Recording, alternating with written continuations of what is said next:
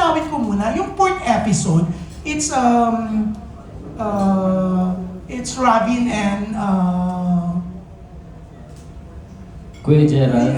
Gerard. O, Yeah, hindi hindi kasama po. si Angela. Ang last episode po namin is yung Us Maybe. Yung kami pong dalawa. Yung kayo. Pero, etong episode na to, Parang second po siya. so wala si Angela dyan. Po, may solos po kami. So 4 episodes po, there are 2 na rap gel episodes and the rest of the episodes is solo po namin dalawa. Opo. Sino kasama mo, Angela? Si Kuya Carlo Aquino po, si Kuya Carlo. Okay. Sa taas. Kala ko si Robin. Wow! Sa karangalan po yan. Ay, talaga. Idol ko yan. Na-excite kasi ako dun sa mga nakita ko kanina. Hindi ko napansin na si Carlo pala yung isa.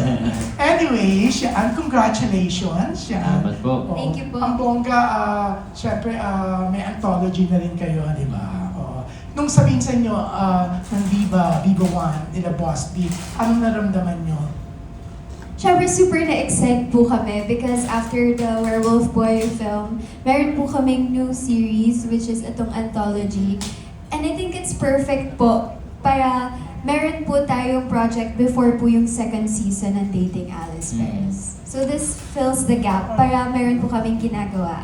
Yes. At saka para hindi rin kayo naghihiwalay. Oo. Lagi pa rin magkasama. Yes po. Tsaka para mas matuto po. Sa totoo lang. Nung pong binigay po sa amin itong anthology na to, sobrang saya ko po kasi 4 na episode po ito, iba't ibang genre. So, matatry po namin yung iba't ibang genre. So, mas matututo po kami. Tapos may mga nakasama po kami, mga veteranong aktor na tinuruan po talaga kami.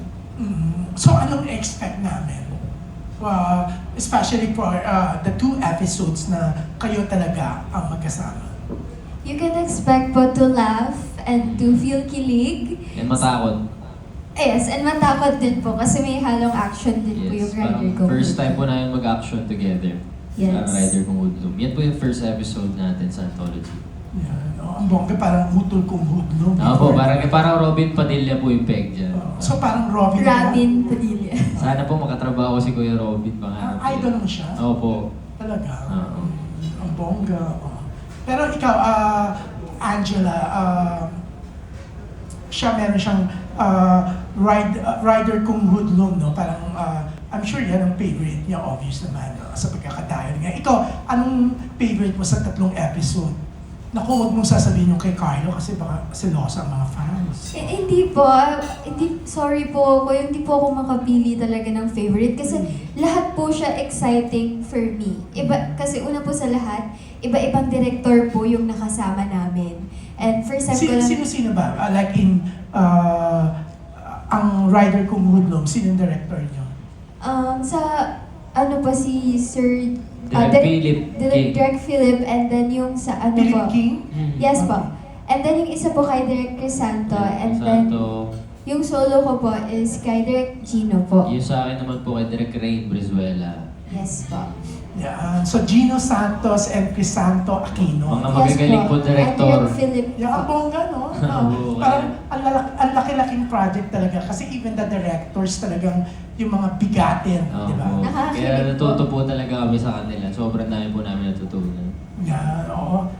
And feeling ko rin dahil sa inyong dalawa, talagang ang dami-dami talagang subscriber ng Viva 1. So congratulations, we're excited to watch starting May 15, tama? Yes no? po, yes po. Yan. Congrats! Thank you. Yeah, Thank thank Kasi parang, I think, ito na yung parang 3rd or 4th na magkasama kayo sa projects. Una yung STV.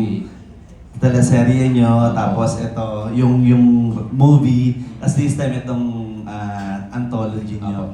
Pero of course, sa dinami-dami ng pinagsamahan nyo, you have lots of discoveries sa isa't isa, di ba?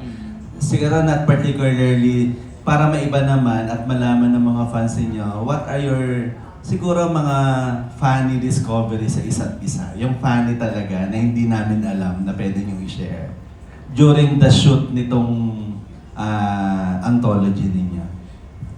Sa totoo lang po, sa sobrang tagal na po namin magkasama ni Robin, parang wala na po kami pwede discover pa. Parang memorize na po namin yung isa't isa. Opo. kabisado na po namin yung pitik, yung yung mood. Yung ulit? Pitik. Okay. With soft moves. Ano po, wala naman po kaming nakitang or na-discover something new. Parang, mas nag-enjoy lang po kami kasi komportable na po kami sa isa't isa at kilalang kilala na po namin ang isa't isa. Tsaka parang mas madaldal na tayo sa isa't isa.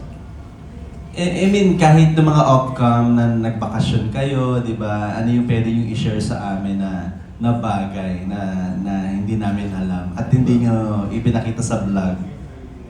Kasi po we're very transparent with everything we do. We're very genuine. So kung ano po yung nakikita sa camera, ganun din po kami off-cam. Oo, Wala pong difference. Parang wala naman po kami tinatago. Lahat po ng ng pinapakita namin totoo.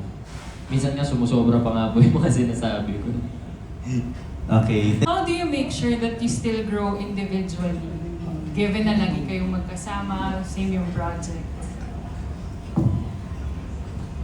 I think that's a hard question, honestly. Kasi tama po kayo. The question is necessary. Kasi paano nga ba kami nag-grow individually while we're always together? I think nag-grow pa rin kami individually because we still have our own quirks. Like, hindi namin tinatry baguhin yung isa't isa. We accept each other for who the other is. So, si Robin, I know what type of person he is and hindi ko siya binabago to fit my standards and vice versa. I think that's how we grow as individuals. Kasi marami rin kaming natututunan sa isa't isa. Pero we don't let it come to a point na parang isang tao na lang kami.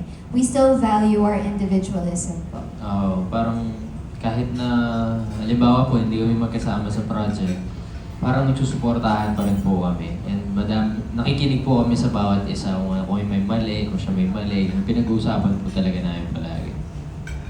Thank you. Thank you. Question ko is, here sa Anthology, tig-isa kayo na merong solo project. When you were working to that solo story, did you miss any moment when you were working together? And what did you gain the most when you were working solo? I think the things I miss na kasama si Robin working is that yung presence niya mismo. Parang sanay kasi ako na lagi ko po siyang kasama while taping or filming. Na when he's not there, parang hinahanap ko siya. Parang wala akong maaya kumain pag break or wala akong makausap on set masyado because he's not there. I mean, kinakausap ko naman po lahat. It's just that parang may kulang. Parang I wish he was there. Tapos yung natutunan naman po namin or lesson we gained, experience we gained is siguro yung mga advices na binigay po ni Kuya Kaloy while on set kami. There was a scene na confrontational.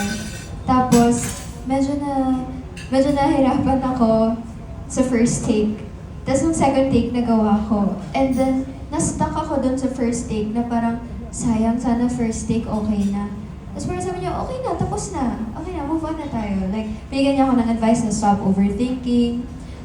Don't get in your head, you're supposed to feel, not to think. So, ang dami ko pong nabaon na lesson po sa kanya.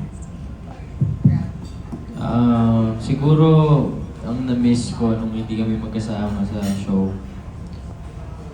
yung parang kulitan namin palagi. Di ba? Parang hindi ako inaantok pagkasama ko yun kasi lagi kami nagigisingan. Yung parang inaalog-alog niya ako, alugin ko siya.